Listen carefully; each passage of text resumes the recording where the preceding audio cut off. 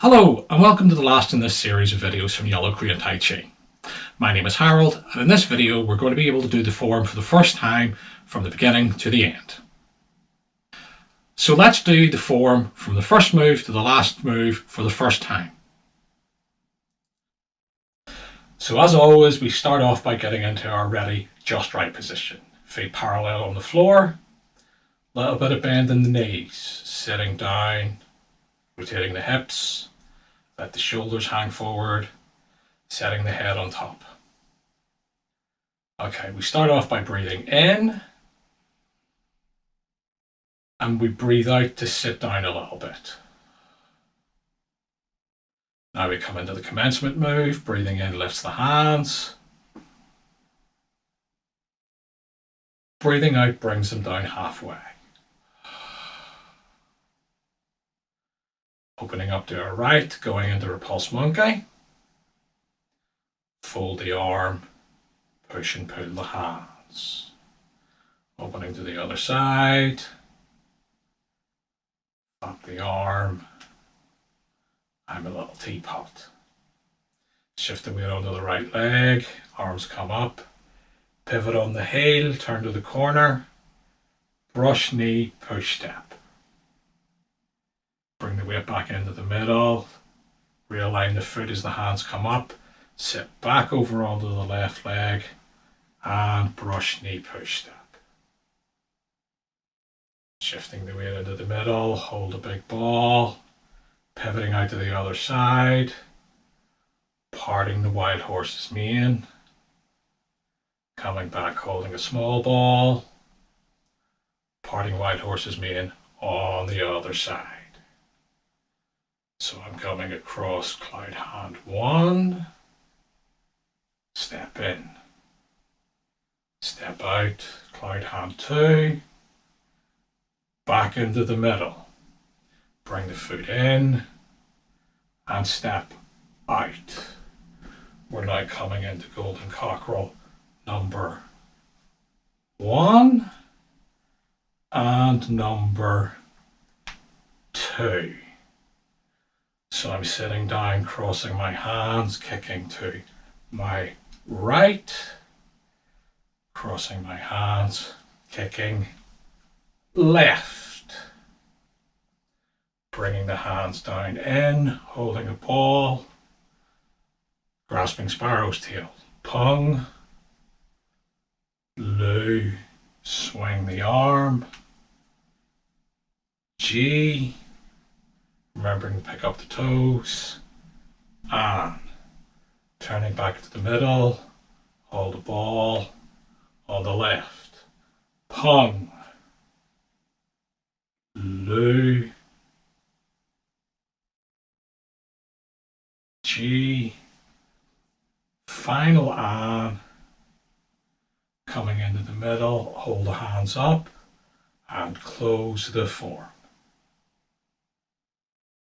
So now I'm going to give you a few pointers to help you improve your form. So the first rule of practicing Tai Chi is to be relaxed.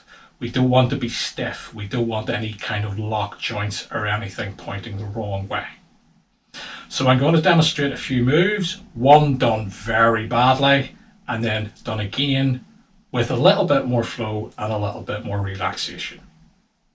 So even the first move, we must be relaxed in.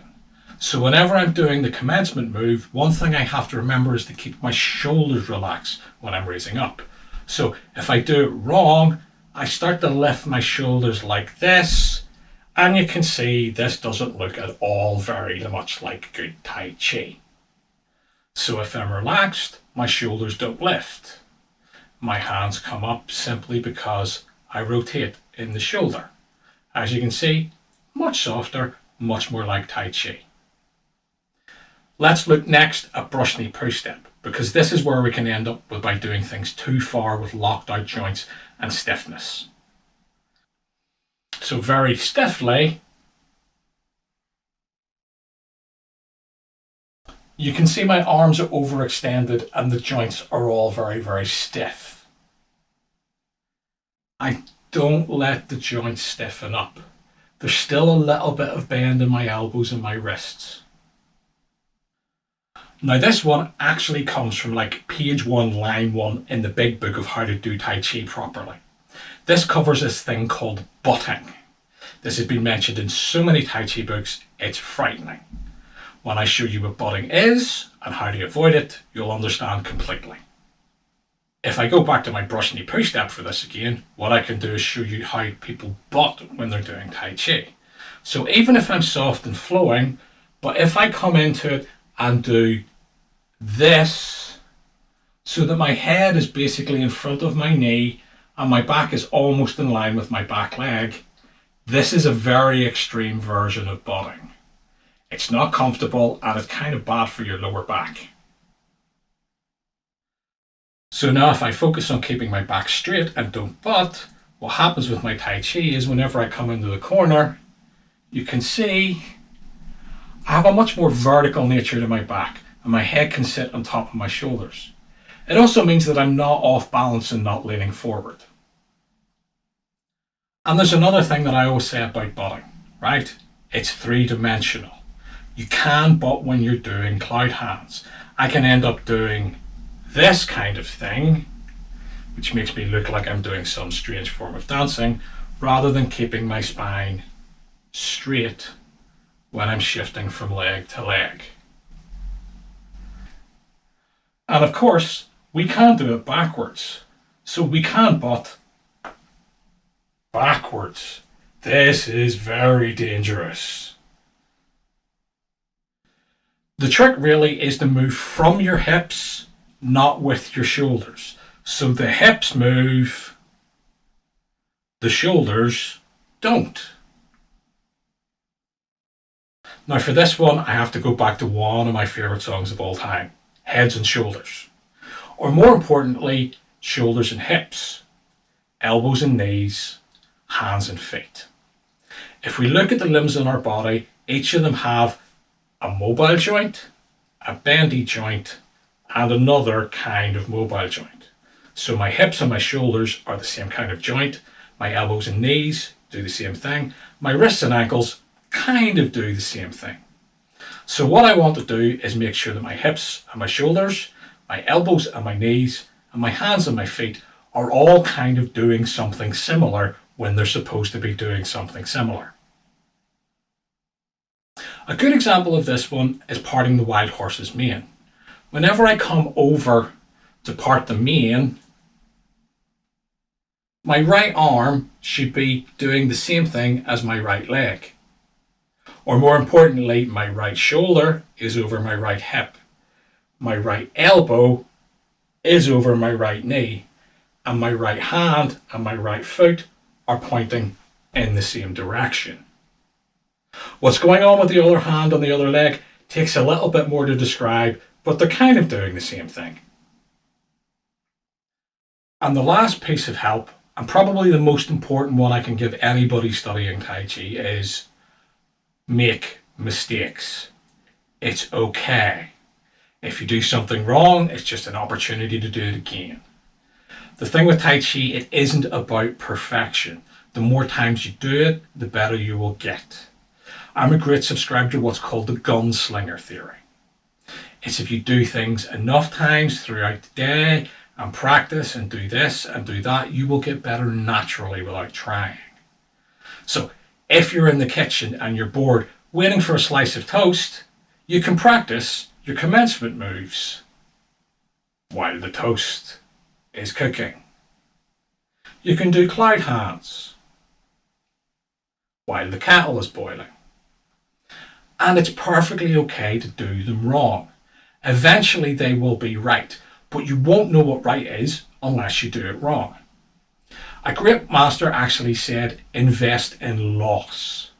You should do things wrong to find out what is wrong. It's a bit like a punctured inner tube on a bicycle. Until you put it in the bucket of water, you don't know where the hole is. So unless you actually do your Tai Chi and occasionally get it wrong, it will never get better. To finish off, I'm going to do the form in a seated position. Sometimes we're not quite up to be able to do the form standing, and sometimes it might just be as easy to do it on the edge of the bed as you're getting up in the morning. The ideal chair for doing Tai Chi in is either a dining room chair or a stool of a similar height, something that has your hips sitting slightly higher than your knees. It is possible to do it on a sofa, but I would advise you put some cushions underneath yourself so you're sitting up a little bit higher. If you've got a sofa that actually has 2 cushions on it, if you take the other cushion off and put it on the one you're sitting on, you'll be sitting high enough to do the form. The seated form is basically made up of the arm movements that we were teaching in the earlier videos, but without any of the leg movements. So I've shown all these moves before. The only thing is I'm going to show a few little things where to put your hands since you're sitting down, and your legs will actually get in the way of the movements. Just like the standing form, we have a just right position to start from. The idea is we're trying to use the same kind of middle, just right position for our bodies. And a lot of the principles are exactly the same as they are in the standing form. So starting with the feet, again, flat on the ground, parallel. You want to make sure that your knees are directly over your feet, but they're not so far apart that you can't swing your arms past them, like this. So if you're in a dining room chair, what you want to do is make sure that you're right tight up against the back and that your bum's on the seat and your feet are on the ground. If you're doing this on a sofa, the same idea, you want to put cushions behind you so that you've got some support for your lower back so that the trunk of your body is up vertical. And if we've got all this right, what happens is we can just rest the palms of our hands on the top of our thighs. So now let's start off with the commencement move. So just like in the standing form, we breathe in, we lift our hands up, breathe out and bring it down halfway so our arms are parallel with our legs.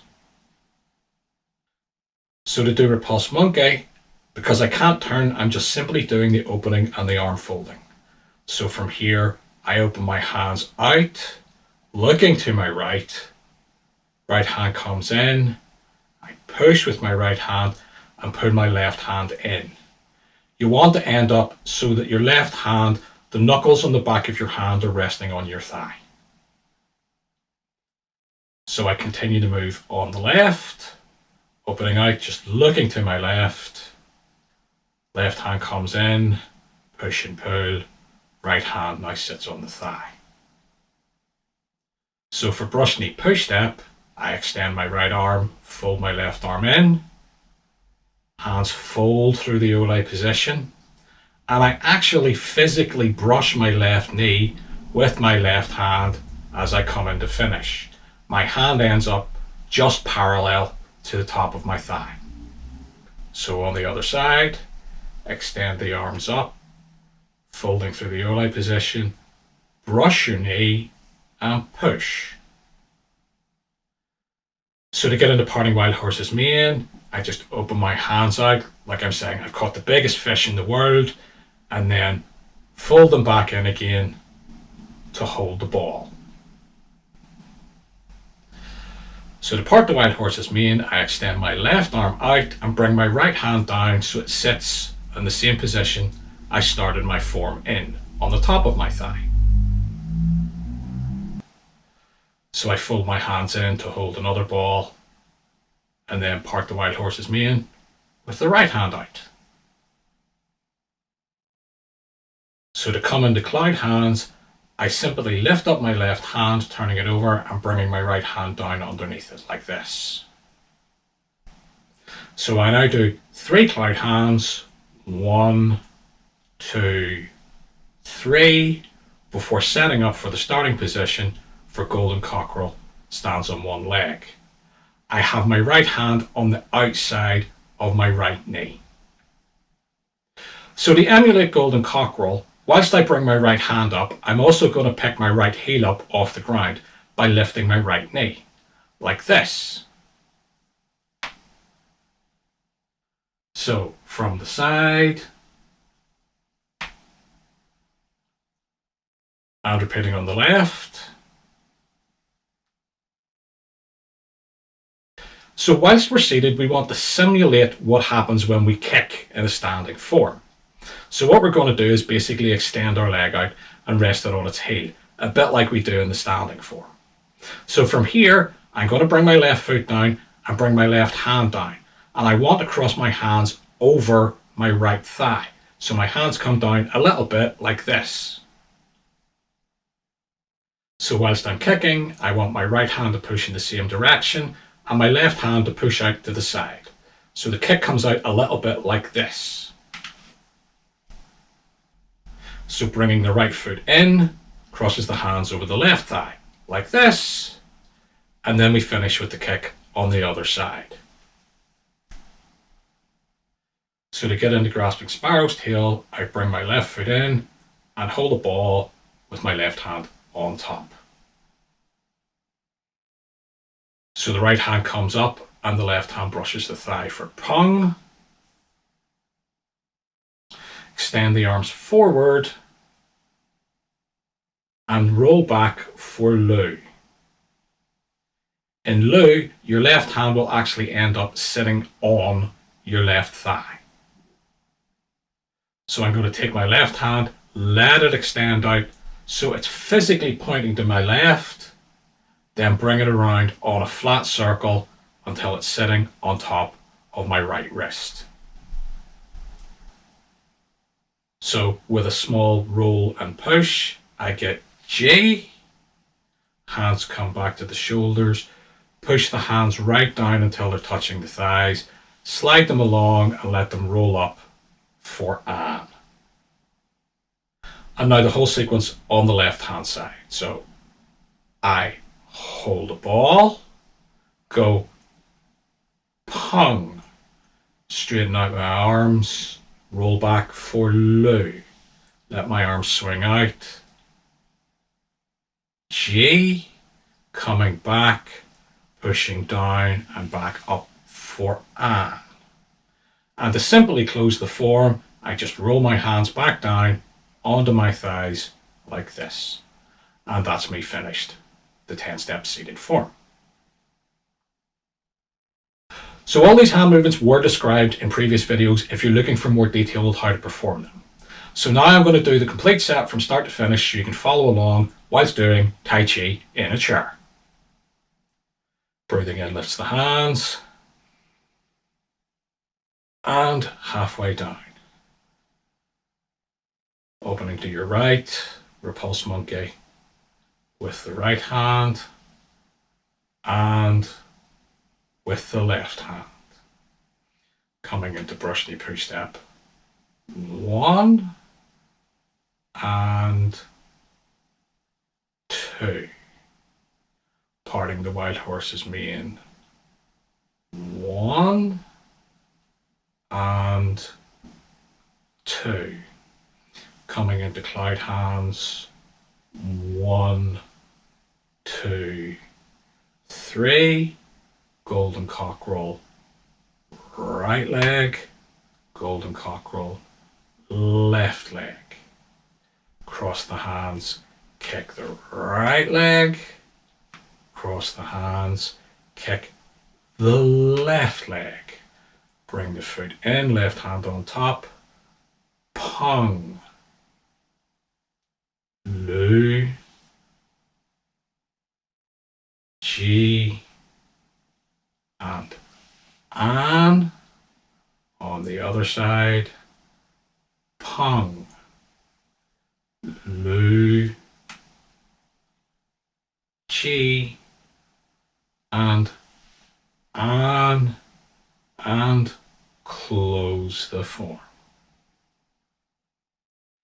If you'd enjoyed this video and found the information helpful, please like the video and consider subscribing to our channel. We'll be bringing you more content like this on Tai Chi, Qigong and Kung Fu. I've been Harold from Yellow Crane Tai Chi. Thanks for watching.